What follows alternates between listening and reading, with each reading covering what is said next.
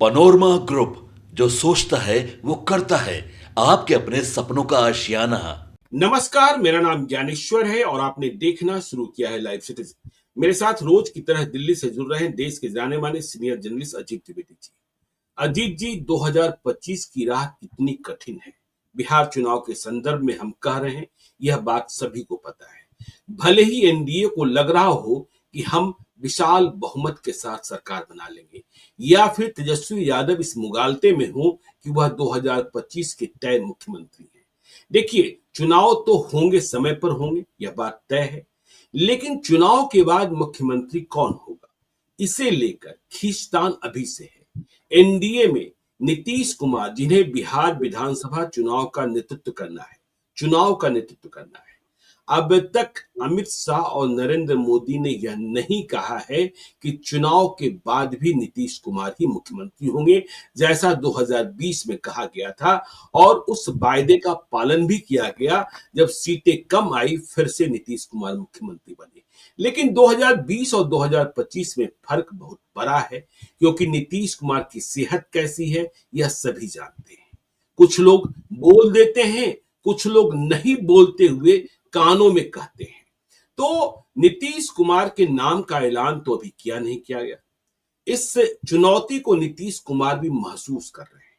सीटों की शेयरिंग में देरी हो रही है, और कई लोगों ने यह कहना शुरू किया है कि महागठबंधन में जब सीटों का बंटवारा हो जाएगा, तब एनडीए में सीट शेयरिंग होगी, ताकि नीतीश कुमार के लिए कोई दूसरा विकल्प न रहे।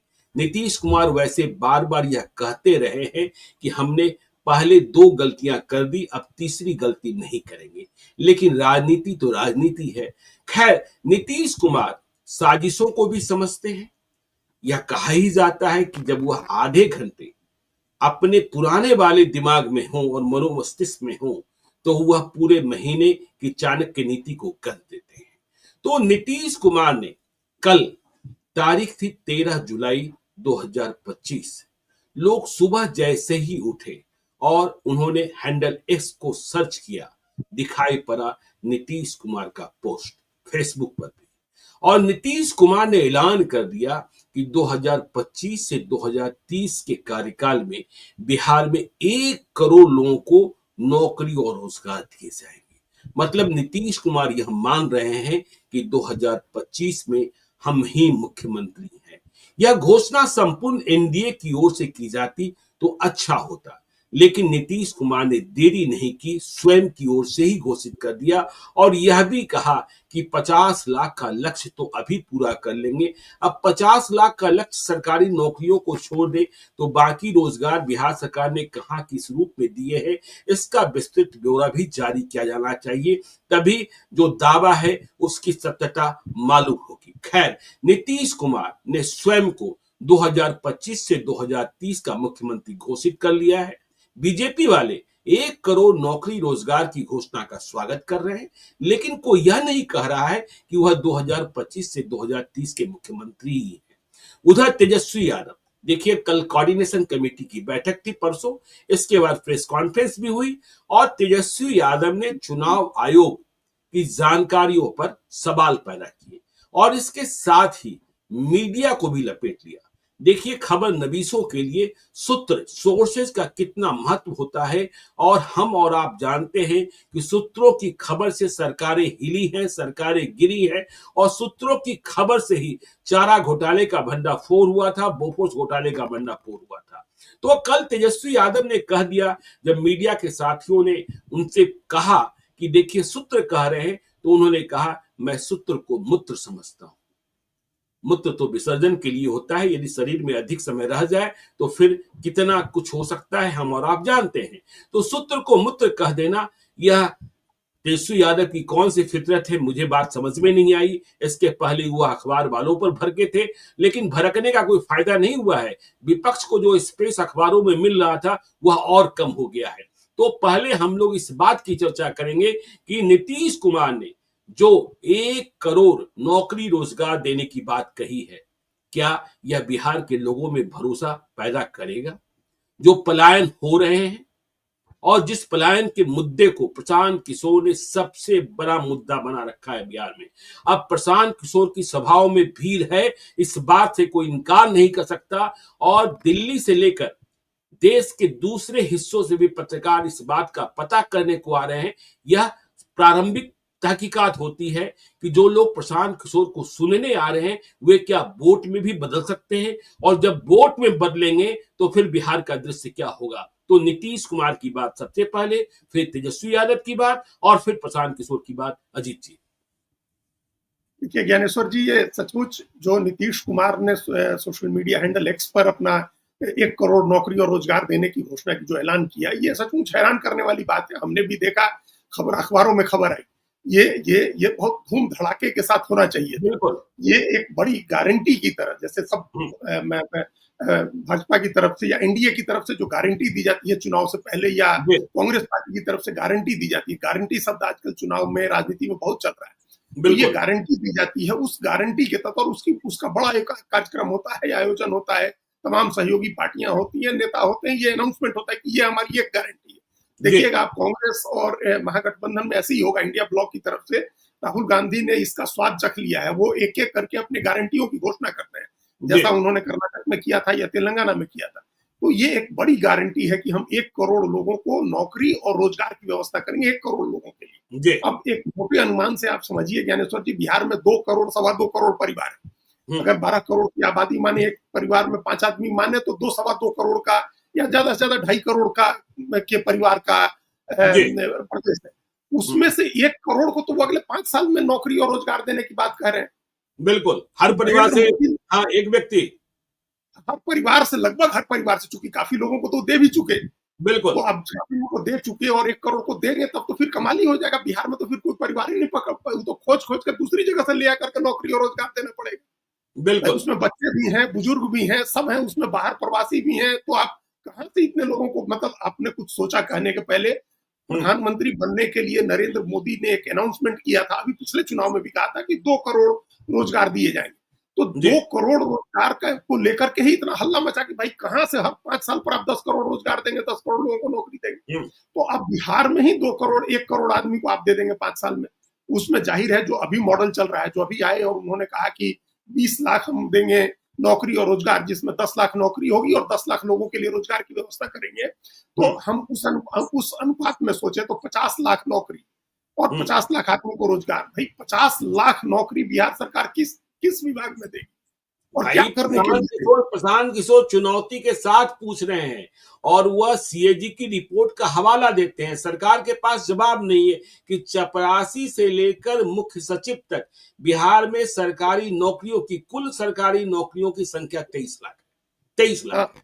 जी, इतना ही है, इतनी ही है। हाँ। पूरे देश में, मतलब भारत सरकार के कर्मचारी 47 लाख हैं, और कोई 53-54 लाख, 55 लाख जो भी है नंबर पेंशन भोगियों की है। मतलब पेंशन भोगी ज्यादा है नौकरी कर्मचारी से। तो 1 करोड़ 10 लाख के करीब भारत सरकार के हैं। टोटल 4.5 करोड़ के करीब रिटायर्ड और काम कर रहे कर्मचारी देश भर की तमाम राज्य सरकारों के। अब आप अगर कह रहे हैं कि हम 1 करोड़ रोजगार देंगे अगले 5 साल में, 50 लाख अगर आप सरकारी नौकरी देने की बात कर रहे हैं, इसका मतलब कि बिहार में हर 25 आदमी पर 1 आदमी सरकारी नौकरी कर रहा होगा। बिल्कुल, बिल्कुल। तो ये तो गजब ही हो जाएगा भाई। मतलब ये कैसे करेंगे, किस डिपार्टमेंट में रोजगार देंगे, कहाँ नौकरी देंगे, ये एक सोचने की बात है। रोजगार की बात हम नहीं कर रहे हैं। रोजगार तो मान लीजिए कि आदमी फल का ठेला लगाया, उसका रोजगार हो गया। उसमें आपने क्या किया? किसी भी सरकार ने, मतलब हम नीतीश कुमार की बात नहीं कर रहे हैं, जो भारत सरकार भी कर रही है। एक समय केंद्रीय गृह मंत्री ने कहा था कि हमने 8 करोड़ लोगों के लिए स्वरोजगार की व्यवस्था की।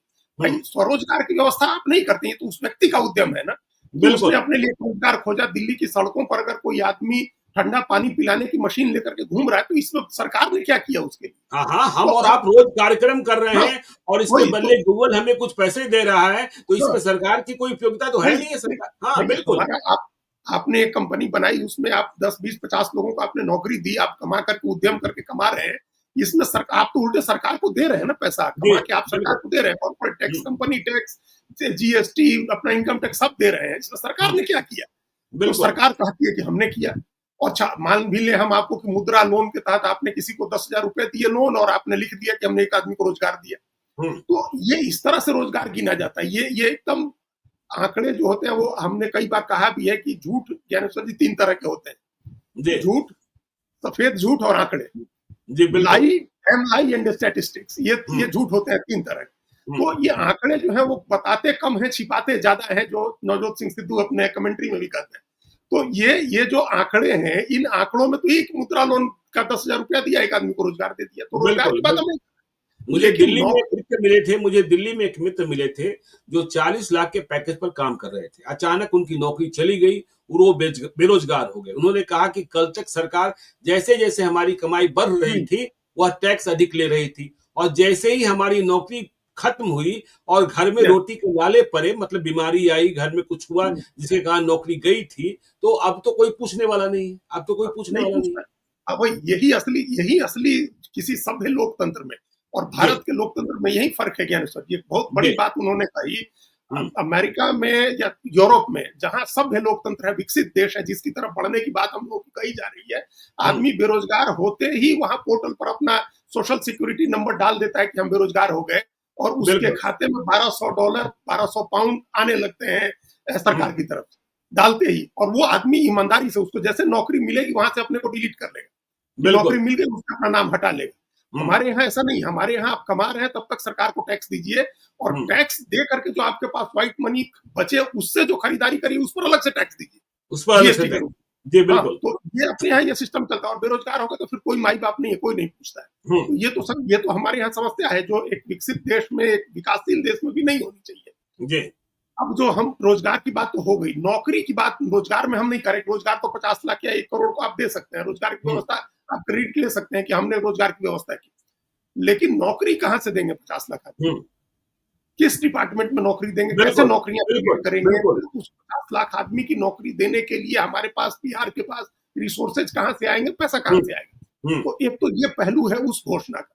लेकिन दूसरा बड़ा पहलू राजनीतिक है, जिसकी तरफ आपने इशारा किया शुरू में, जब आपने बात कही तभी आपने इसका इशारा किया कि वो अपने को मुख्यमंत्री पद के दावेदार के भी तौर पर और संभावित मुख्यमंत्री के तौर पर भी नीतीश कुमार ने प्रोजेक्ट किया इस घोषणा के साथ। बिल्कुल बिल्कुल। हम मुख्यमंत्री हैं, हम ही होंगे, और 18 तारीख को प्रधानमंत्री की सभा में नहीं कर सकते थे। देखिए इतनी बड़ी घोषणा थी, यदि आप प्रधानमंत्री की सभा में मोतिहारी में इस बात का ऐलान करते कि हम 1 करोड़ नौकरी और रोजगार देने की बात कर रहे हैं, तो मीडिया में आप छा गए होते, नरेंद्र मोदी गायब हो गए होते। लेकिन वहां आपको यह मौका नहीं मिलने वाला था, इसलिए आपने चुपके से हैंडल पर डाल दिया।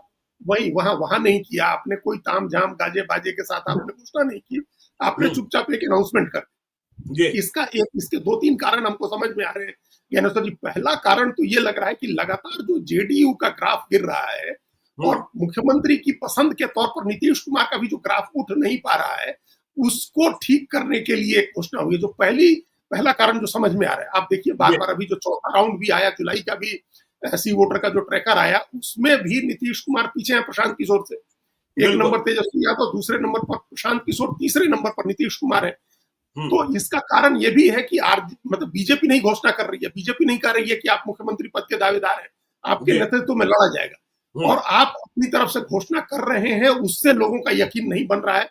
मतलब 16-17% से ज्यादा आप नहीं जा पा रहे। तो एक घोषणा की, इससे आपने अपनी ऑथोरिटी असर्ट करने का प्रयास किया है। अपनी ऑथोरिटी आपने बनाई है, बताई है कि हम ऑथोरिटी हैं, हम मुख्यमंत्री हैं, और हम आगे रहेंगे। इसके लिए हम ये घोषणा कर रहे हैं कि 1 करोड़ आदमी को नौकरी और रोजगार की व्यवस्था करेंगे। तो अब देखना होगा कि आगे जो ट्रैकर आता है उसमें इस घोषणा का कोई लाभ मिलता है कि नहीं। अगर ये घोषणा गाजे बाजे से होती, एनडीए के समर्थन से होती, तो निश्चित रूप से नीतीश कुमार को अपनी निजी लोकप्रियता में और पार्टी की लोकप्रियता में भी इसका फायदा मिलता है। लेकिन ऐसा नहीं हुआ है। अब ऐसा नहीं होने का कारण ये है कि या तो आप में इतनी हिम्मत नहीं है, या इतना कोऑर्डिनेशन नहीं है कि आप बीजेपी के साथ एक मंच से इसकी घोषणा कर सकें। बिल्कुल बिल्कुल। आप नहीं चाहते हैं कि बीजेपी के लिए कोई ऑकवर्ड सिचुएशन क्रिएट करे, बीजेपी को असहज करे किसी सार्वजनिक मंच पर। तो इसलिए उसका इंतजार आपने नहीं किया, वहां कोई सहमति बनेगी कि नहीं बनेगी, आप वहां कर पाएंगे कि नहीं कर पाएंगे, और करेंगे तो कहीं उसका क्रेडिट बीजेपी को न चला जाए, बीजेपी न शेयर करे उसका क्रेडिट। तो इसके लिए आपने अपने नाम से पहले घोषणा कर दी चुपचाप, और सोशल मीडिया हैंडल एक्स पर इसकी घोषणा की। एक कारण ये भी है कि लगातार रोजी रोजगार की बात जो है वो तेजस्वी यादव कर रहे हैं, उसका क्रेडिट वो ले रहे हैं कि हमने सरकार में रह के इतनी नौकरी दी। तो उसको भी काउंटर करना था, उनकी बात को, उनका वो जो परसेप्शन क्रिएट कर रहे हैं, जो नैरेटिव क्रिएट कर रहे हैं, उसको न्यूट्रलाइज करना था। आपने इसके लिए भी किया। एक कारण ये भी समझ में आ रहा है ज्ञानेश्वर जी कि प्रशांत किशोर सबसे बड़ा खतरा बन गए हैं जनता दल यू के लिए। देखिए बिल्कुल वो बिल्कुल, जो वो बार वो बार कह रहे हैं ना कि देखिए नीतीश कुमार तो मुख्यमंत्री नहीं बनेंगे और हाँ, नीतीश कुमार की सीटों की संख्या 25 से अधिक नहीं होगी, यह नहीं होगी। लिखकर गारंटी देने की बात प्रशांत किशोर कर रहे हैं। उनका तजुर्बा बड़ा है और अब यह सब लोग समझने भी लगे हैं कि प्रशांत किशोर का ग्राफ जिस तेजी से बढ़ रहा है और नीतीश कुमार की लोकप्रियता में जैसा ह्रास हो रहा है, उसमें जेडीयू को सबसे अधिक नुकसान होने वाला है। और जो बात आपने कही ना कि हैंडल एक्स पर, देखिए चाहते तो नीतीश कुमार बोल भी सकते थे, चाहते तो नीतीश कुमार बोल भी सकते थे, लेकिन क्यों नहीं बोले, यह हम और आप समझ रहे हैं कि बिल्कुल। इसलिए सलाहकारों ने कहा। और देखिए हम तो उनके सलाहकारों पर और उनकी टीम पर जो अभी उन्होंने सामाजिक सुरक्षा पेंशन की स्कीम चालू की है, मतलब जो राशि बढ़ाई है, हाँ, उससे संबंधित रिकॉर्डेड कॉल्स जा रहे हैं लोगों के पास और हाँ, बताइए। टीम इतनी मतलब भोथर है कि वो पोटेंशियल फ्रॉड के रूप में वो ट्रू कॉलर पर आ रहा है। बिल्कुल, आपने हाँ, इसकी व्यवस्था भी नहीं की। हाँ। वो भी नहीं हो पा रहा है। वही एक तो उस पर हमारे एक मिनट ये जो प्रशांत किशोर वाली बात जी है, इन दोनों बातों को जो आपने कहा ना, उन दोनों बातों को काउंटर करना है जेडीयू कि जी वो बार-बार कह रहे हैं कि नीतीश कुमार मुख्यमंत्री नहीं होंगे और उनकी सीटें 25 से ज्यादा नहीं आएंगी। इसका बिल्कुल। बड़ा नुकसान हो रहा है जेडीयू। हम्म। लोग प्रशांत किशोर की बाकी बात पर यकीन करें न करें, इस पर जरूर करते हैं क्योंकि लोग मानते हैं कि ये तो नीतीश कुमार के सबसे करीबी रहे हैं। ये तो बिल्कुल। नीतीश कुमार के उत्तराधिकारी थे, तो नीतीश कुमार के बारे में तो यही जानते हैं। ये जो कह रहे जी। हैं बिल्कुल सही कह रहे होंगे। हम्म। तो एक तो नीतीश कुमार को उसके उसकी वजह से, प्रशांत किशोर की छवि की वजह से भी एक नुकसान हो रहा है जो बार बार कह रहे हैं उसका। और दूसरे जो नीति प्रशांत किशोर के साथ जो लोग जा रहे हैं, वो उसमें एक बड़ा वर्ग है जिसने बड़ी उम्मीद के साथ नीतीश कुमार को हर बार वोट दिया है। हम्म। तो उनको लग रहा है कि वो छवि देख रहे हैं उसमें कि एक पढ़ा लिखा व्यक्ति जैसे नीतीश कुमार थे, एक सभ्य विनम्र व्यक्ति, एक तो प्रशांत किशोर में देख रहे हैं। ऐसा तो कोई दूसरा चेहरा नहीं है। भाई बिल्कुल। प्रशांत किशोर को आप बिहार के किस चेहरे से कंपेयर करेंगे? नीतीश हम्म। कुमार के अलावा कोई दूसरा चेहरा है जिसके साथ आप कंपेयर कर सकते हैं? नहीं कर सकते हैं ना। तो जी। वो नीतीश कुमार को नुकसान पहुंचा रहे हैं। तो नीतीश हम्म। कुमार की तरफ से ये एक घोषणा हुई है ताकि उस पर से ध्यान हटे, लोग ये समझे कि नीतीश कुमार अभी अथॉरिटी में है, कमांड में हम्म। है और वो रोजगार नौकरी देंगे। तो ये कारण थे, 3-4 कारण थे। अब यहाँ इस बात की चर्चा जरूरी है ज्ञानेश्वर जी, जो आपने कही, इतना खोथरा, इतना खराब, इतनी इतनी बेकार मीडिया की टीम हो गई है, इतना खराब है, पता नहीं क्यों, कैसे है अचानक इतना जी कंट्रोल रखते थे नीतीश कुमार अखबारों के ऊपर, मीडिया के ऊपर। एक हत्या हो रही है और पूरे देश में खबर बन जा रही है। बिल्कुल। तमिलनाडु से लेकर के कश्मीर से कन्याकुमारी तक खबर बन जा रही है कि पटना में एक हत्या हुई। जैसे हत्या होना पटना में बड़ी, मतलब एक अद्भुत, ऐसे डिज्नीलैंड में, एक ऐसे आइडियल ऐसे लैंड में रहते हैं जहां हत्या नहीं होती थी, अब अचानक हम्म। हत्या होने लगी। जी देखिए बिहार सरकार का, भारत सरकार का नेशनल क्राइम रिकॉर्ड ब्यूरो का आंकड़ा है कि बिहार में हर महीने 270 के करीब हत्याएं होती हैं। जी। अब इतनी हत्याएं तो हो रही है, 227 के करीब, 227 माफ करिएगा, 227 से 2030 के बीच में हर महीने जी। हत्या होती है। हम्म। तो इतनी तो हत्या होती है। हम्म। अभी बढ़ा तो नहीं गया है, बढ़ा नहीं है वो मत, लेकिन अचानक मीडिया में हर खबर फ्लेयर अप होने लगी, बड़ी बिल्कुल। खबर बनने लगी। तो हम्म। इसका मतलब कि वहां या तो आपकी कमांड ढीली पड़ गई है, या कोई साजिश के तहत कुछ ऐसा हो रहा है कि मीडिया को फ्री हैंड कहीं से मिल रहा है कि खबर दिखाओ, इस सरकार की साख खराब करो। ये स्थिति ये दिख रही है। समस्या ये है ना जीत जी कि देखिए जो आप बार बार कर दें कि बेस्ट ऑफ द माइंड में नहीं है हम्म, और नीतीश कुमार चेंजेज को स्वीकार करने को तैयार नहीं होते। नहीं तैयार है। हाँ, हाँ, अखबारों को आप नियंत्रित कर सकते हैं, हाँ, आप डिजिटल प्लेटफॉर्म को नियंत्रित नहीं कर नहीं सकते कर हैं। सकते। हाँ, देखिए जो आप जिस टीम की बात कर रहे हैं, आईपीआरडी ने एक डिजिटल पॉलिसी बनाई थी, लेकिन नीतीश कुमार की पीठ में खंजर भोंकने वाले इतने लोग वहां बैठे हैं कि उस पॉलिसी को इतना खराब बना दिया कि उसमें कोई पार्टिसिपेट ही नहीं करना चाहता है और इसका परिणाम है कि आईपीआरडी भी आगे नहीं बढ़ रहा है। तो आप डिजिटल प्लेटफॉर्म पर बिहार में आप बिल्कुल ठीक कर रहे हैं कि हत्याएं तो भाई सभी जगह हो रही हैं और बिहार में ऐसा नहीं कि हत्याओं की बाढ़ आ गई, हाँ, लेकिन अपराध बढ़ा है और पुलिस का नियंत्रण कमजोर दिख रहा है कि एक ही शहर में यदि बार बार हत्या हो रही है, एक हत्या हुई, अपराधी पकड़े गए, लेकिन अपराधियों में इतना खौफ आप नहीं पैदा कर पा रहे कि उसी शहर में वह फिर से बीच सड़क पर हत्या न कर पाए। यह खौफ तो पैदा होना चाहिए ना, तो बिल्कुल। इसमें ये कमी है। जी वही इसमें कमी है, कोई है निश्चित रूप से पुलिस के का जिस तरह से प्रयास होना चाहिए, या पुलिस को जी जितनी कामयाबी सब कुशलता के साथ कंट्रोल करना चाहिए, क्राइम वो नहीं कर रही है, इस पर हम लोग बहुत चर्चा कर चुके हैं। जी। लेकिन हम जब तुलनात्मक आंकड़े देखते हैं ज्ञानेश्वर जी, आज ही हम आंकड़ा देख रहे थे, संयोग से आपने बात शुरू कर दी इसकी। जो 2004 आखिरी वर्ष था लालू यादव और राबड़ी देवी के शासन का, जो आखिरी वर्ष था 2004, तो नेशनल क्राइम रिकॉर्ड ब्यूरो का आंकड़ा है कि उस साल बिहार में 3,471 हत्याएं हुई थी। 3471 हत्या हुई थी 2004 में, जब बिहार की आबादी 8 करोड़ थी, 8 करोड़ 30 लाख प्रिसाइजली। तो एक साल में 3,471 हत्याएं हुई थी। आज 12 करोड़ आबादी है बिहार की और 2700 से 2800 हत्या हो रही है पूरे साल में। मतलब 2027 से 29, मतलब आप सोचिए, जब 8 करोड़ आबादी थी, 3471, 3500 हत्या हुई और आज हो रही है 2700। आबादी दोगुनी हो गई तब।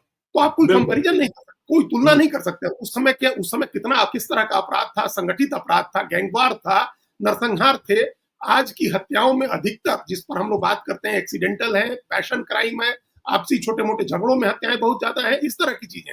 ऑर्गेनाइज्ड क्राइम की एक आध हत्याएं हुई जिन पर हम लोगों ने खुल करके चर्चा की, उस पर हम लोगों ने पुलिस को ब्लेम किया, सरकार को भी ब्लेम किया। लेकिन ये तुलना नहीं हो सकती है। राहुल गांधी इस आधार पर नहीं कह सकते हैं कि बिहार क्राइम कैपिटल है। बिहार क्राइम कैपिटल नहीं है, माफ करिएगा। ये राहुल गांधी और उनकी टीम को भी समझना चाहिए। बिहार को इस तरह से अननेसेसरी आप चुनावी लाभ लेने के लिए बदनाम मत करिए। बिहार के आगे एक सिंपल आंकड़ा ज्ञानेश्वर जी, अभी की स्थिति, आज की तारीख में बिहार के आगे, बिहार में 5.2% बिहार का पूरे देश के क्राइम में बिहार का हिस्सा है, 5.2%।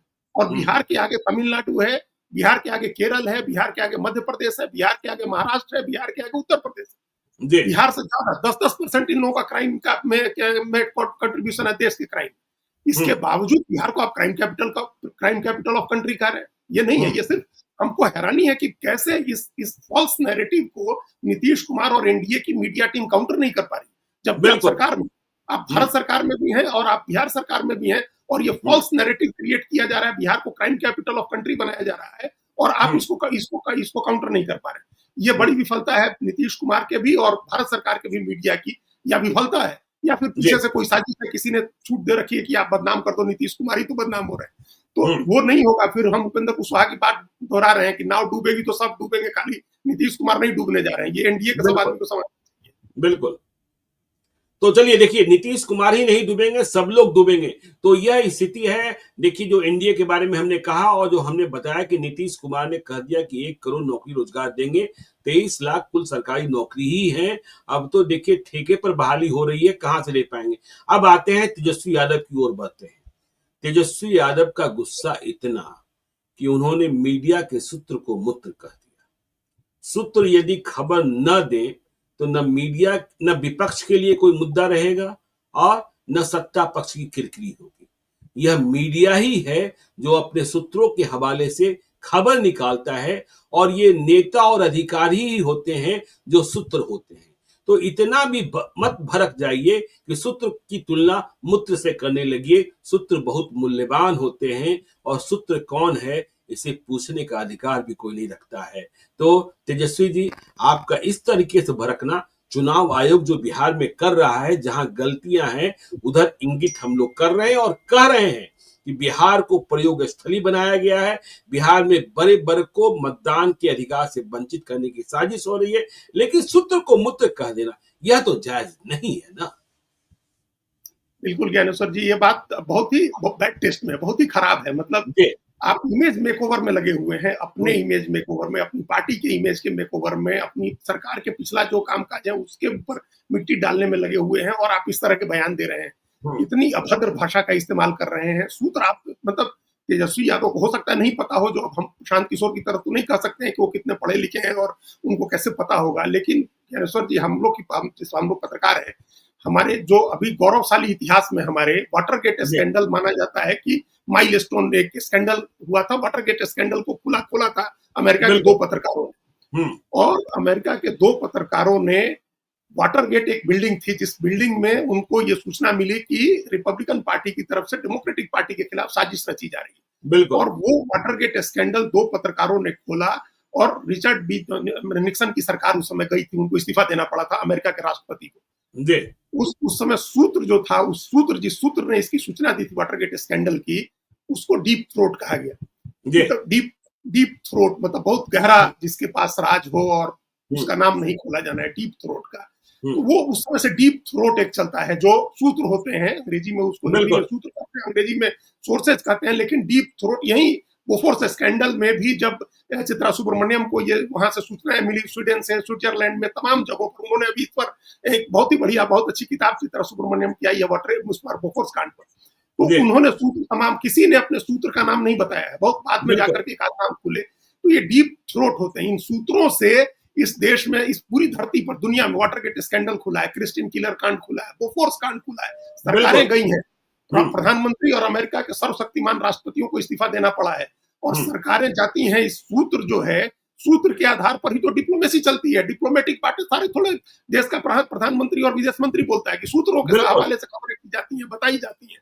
तो ये पत्रकारिता में सूत्रों का क्या महत्व है, ये क्या तेजस्वी आप नहीं जानते हैं? अगर ये भी नहीं जानते हैं तो ये बड़े अफसोस की बात है। बिहार जैसे पढ़े लिखे, बिहार जैसे मतलब बुद्धिजीवी और इनलाइटेंड लोगों के प्रदेश का मुख्यमंत्री होने की आप लड़ाई लड़ रहे हैं। इतना इनलाइटेंड, इतना इनलाइटेंड, पढ़ाई लिखाई छोड़ दीजिए, डिग्री छोड़ दीजिए, लेकिन बिहार से ज्यादा इनलाइटेंड लोग तो कहीं नहीं है। उस देश है जहां बुद्ध इनलाइटेंड हुए, जहां बुद्ध इनलाइटेंड हुए, जो सबसे ज्यादा इनलाइटेंड लोगों का प्रदेश है, वहां का आप मुख्यमंत्री बनना है, आप सूत्र नहीं पता कि सूत्र क्या होता है, और आपने सूत्रों की तुलना मूत्र से कर दी। आप आएंगे, आपकी सरकार होगी तो आप सूत्रों से बात नहीं करेंगे, आप सारी बातें खुद जा करके कहेंगे पब्लिक में।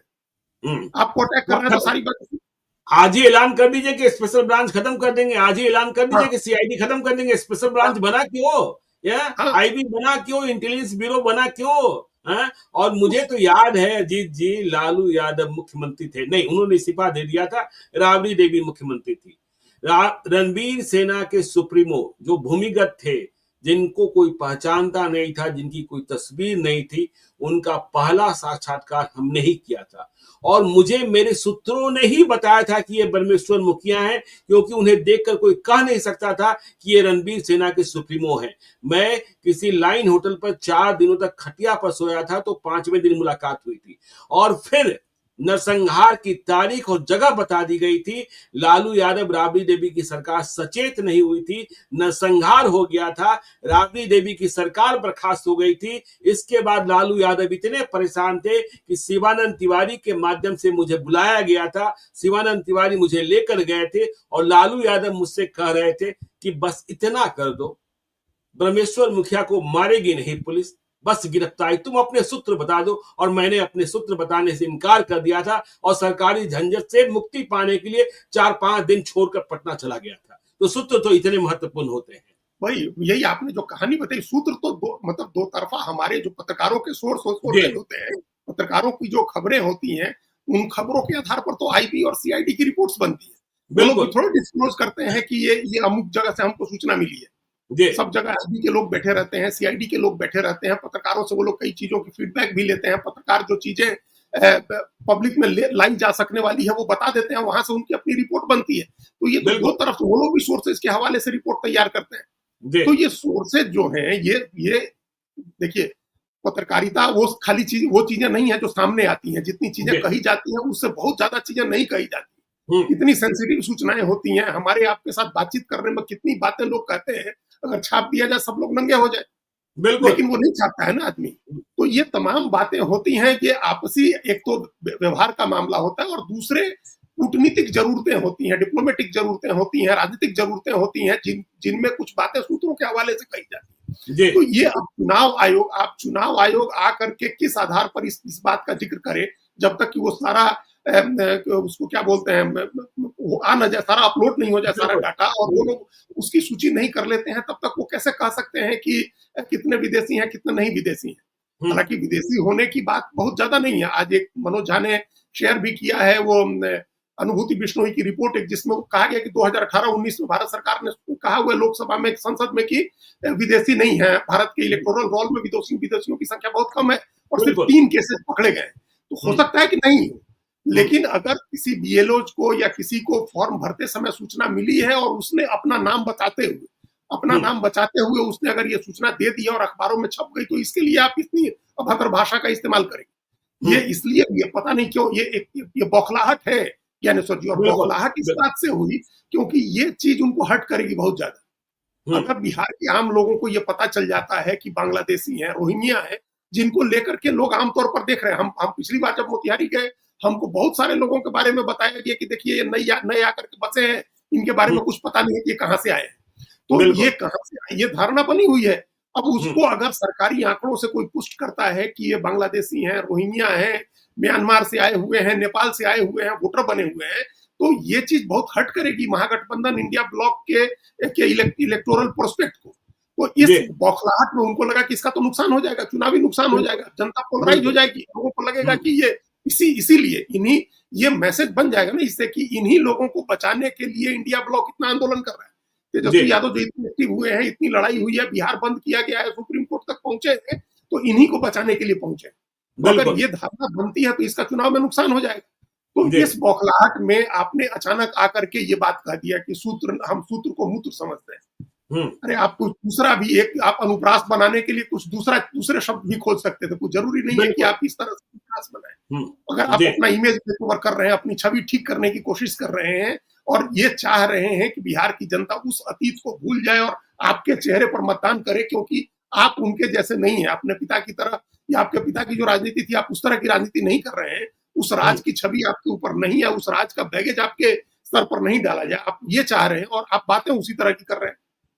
तो ये तो बिल्कुल आपका मुकाबला किससे है? नीतीश कुमार से है, जिसके मुंह से आज तक किसी ने इस तरह की भाषा नहीं सुनी हो। आपका मुकाबला प्रशांत किशोर से है, जिनके मुंह से कोई इस तरह की भाषा नहीं सुनता है।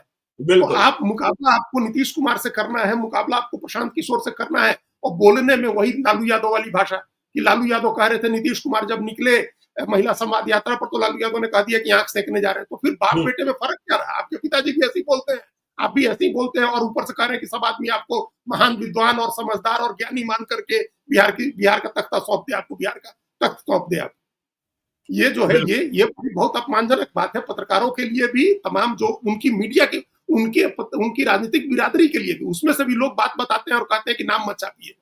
तो ये अपनी बिरादरी के लिए भी आप अपमान की बात कर रहे हैं। सूत्र हमारे तो नहीं होते ना, हमको तो कोई सूत्र खबर देता है।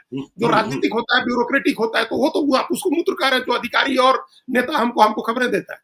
तो ये सब आपने सबके लिए इतनी अपमानजनक भाषा, आप दूसरे शब्द भी चुन सकते थे। कोई ना कोई सूत्र तो होगा ना जो आपको नीतीश कुमार के पास ले गया दो बार, ले जाता है। ठीक बात है। कोई ना कोई सूत्र तो है और कोई ना कोई सूत्र नीतीश कुमार के पास भी है जो आपसे खींचकर बीजेपी में ले जाता है। तो ये इस तरीके की बातें देखिए बेमानी है और नीतीश कुमार को ये जवाब देना चाहिए कि 50 लाख नौकरी, 50 लाख रोजगार। चलिए रोजगार की बात तो आप कर लेंगे, 50 लाख नौकरी कहां से, जब कुल नौकरी ही 23 लाख है सरकारी नौकरी।